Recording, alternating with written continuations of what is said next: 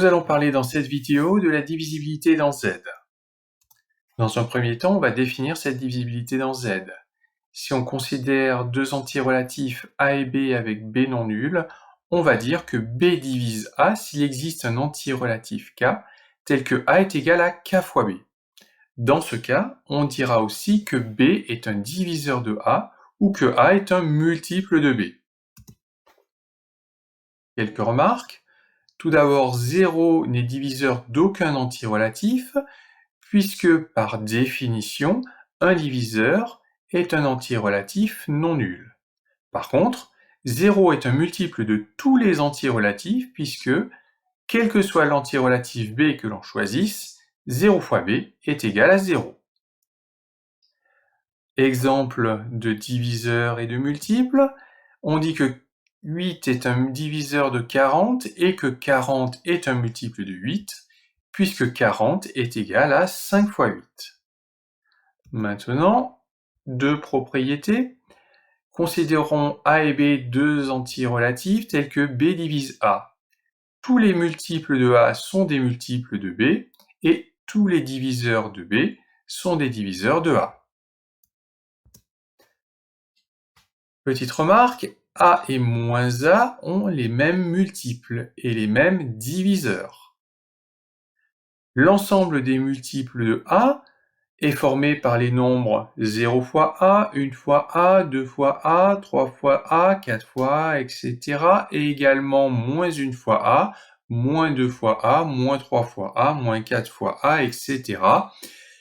Ces multiples s'écrivent sous la forme un entier relatif fois A. Cet ensemble, on le nomme donc AZ.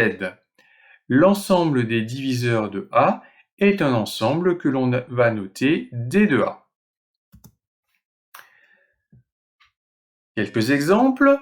L'ensemble des diviseurs de 6 est formé par les nombres moins 6, moins 3, moins 2, moins 1, 1, 2, 3 et 6. L'ensemble des diviseurs de 24 est formé par les nombres moins 24, moins 12, moins 8, moins 6, moins 4, moins 3, moins 2, moins 1, 1, 2, 3, 4, 6, 8, 12 et 24. On voit que l'ensemble des 8 diviseurs de 6 est contenu dans l'ensemble des diviseurs de 24. Et 6 est bien un diviseur de 24. L'ensemble des multiples de 6 est l'ensemble noté 6Z que vous voyez. L'ensemble des multiples de 24 est l'ensemble 24Z que vous voyez. On voit que tous les nombres de l'ensemble 24Z sont dans l'ensemble 6Z. 24Z est donc inclus dans 6Z et 24 est bien un multiple de 6. Maintenant, une propriété. Tout entier relatif n possède un nombre fini de diviseurs et ces diviseurs sont compris entre moins valeur absolue de n et valeur absolue de n. Par exemple, avec les diviseurs de 6 que l'on avait vus tout à l'heure, ils sont tous compris entre moins 6 et 6. Et ceux de 24 sont compris entre moins 24 et 24. Maintenant, deux propriétés. Donc, on considère A, B et D trois entiers relatifs. Si D est un diviseur de A et A est un diviseur de B, alors D est un diviseur de B.